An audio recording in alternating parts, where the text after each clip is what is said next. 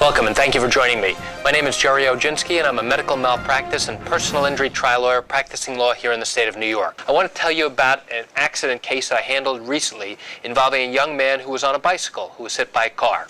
My client was on a stretch of road in Queens on a beautiful Saturday morning in the spring. The car that hit him was coming off the Grand Central Parkway in Queens and was coming off the exit ramp.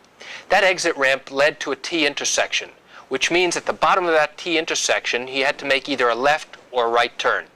This particular driver was planning to make a left turn and was planning to get into the left turning lane in order to make that left turn. There was a stop sign at that intersection for the driver, and to his credit, he stopped. The problem was he never looked to his left before going ahead.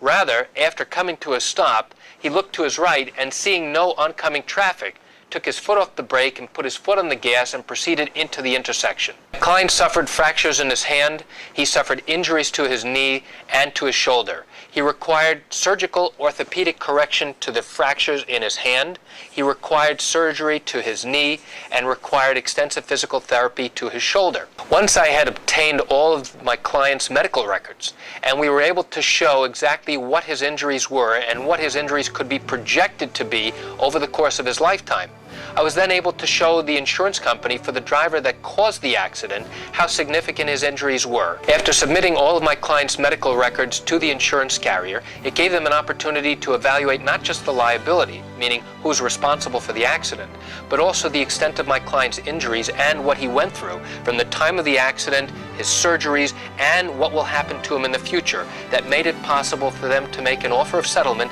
that my client felt was acceptable. And that's it for today's video tip. I want to thank you for joining me. I'm Gerry Oginski. Have a great day.